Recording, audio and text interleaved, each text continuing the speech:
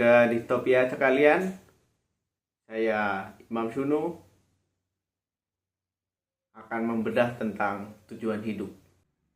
Pernahkah kalian bertanya-tanya mengenai kehidupan hari-hari ini? Dengan semakin kita punya tujuan lalu mencapainya, tetapi justru kemudian yang didapat adalah perasaan tidak benar-benar bebas, perasaan masih terkungkung dan terikat, dan juga perasaan yang bikin kita tidak menemukan siapakah diri kita sebenarnya. Seringkali justru demi mencapai tujuan itu kita didorong untuk selalu melawan diri sendiri, melawan hal-hal di dalam diri sendiri yang kontraproduktif dalam mewujudkan sebuah tujuan. Seolah-olah dengan slogan melawan diri sendiri demi sebuah tujuan dan kita mencapai tujuan itu, kemudian kita bisa mendapatkan kebebasan.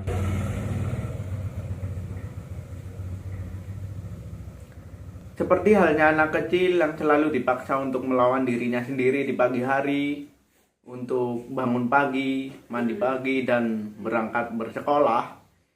Lalu dengan melakukan itu semua, yaitu sebuah perlawanan terhadap diri sendiri, maka dapat mendapatkan pengetahuan, lalu dapat memahami dunia, dan kemudian dapat meraih sebuah tujuan hidup. Kita dari kecil didorong dan didoktrin oleh pandangan yang seperti itu. Dan seiring dengan berjalannya waktu, ketika masa pendidikan atau masa sekolah sudah selesai, kita dibebankan tujuan yang lebih berat. Kita dibebankan tujuan yang lebih menuntut untuk meniadakan diri sendiri, melawan aspek yang ada di dalam sendiri-sendiri untuk meraih tujuan yang lebih besar dalam kehidupan ini. Lalu kita juga dipromosikan sebuah slogan di mana semakin melawan diri sendiri, maka tujuan akan semakin dekat, akan semakin mudah diwujudkan, dan kebebasan hidup dapat kita dapatkan. Bayangkan saja ketika sudah selesai masa studi, kita dituntut menjadi seorang bekerja di depan laptop, bekerja untuk orang lain, dan juga bekerja di bawah ruangan ber-AC. Dan tentu slogan melawan diri sendiri dan juga kebebasan hidup setelah menerima gaji akan terus dilontarkan dalam proses atau fase hidup ini ya. Pertanyaannya, apa yang sebenarnya terjadi di dalam proses hidup yang kita jalani itu? Dan apa yang ada di balik slogan melawan diri sendiri demi tujuan hidup?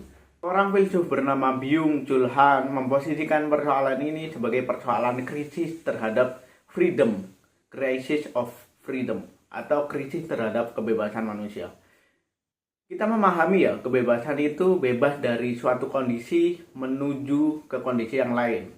Tapi pertanyaannya, bagaimana kita terbebas dari kekurangan diri kita dan juga menuju pada proyek-proyek yang lebih luas di luar diri kita sendiri? Apa yang disebut kebebasan jika kita melawan diri kita sendiri untuk proyek yang ada di luar diri kita dan memaknainya sebagai sebuah tujuan yang penuh kebebasan ketika dicapai? Dan Byung-Chul Han memposisikan persoalan ini di mana justru dengan perlawanan terhadap diri sendiri, maka kita justru semakin punya kesanggupan untuk memposisikan diri kita meraih tujuan itu dan merasa bebas.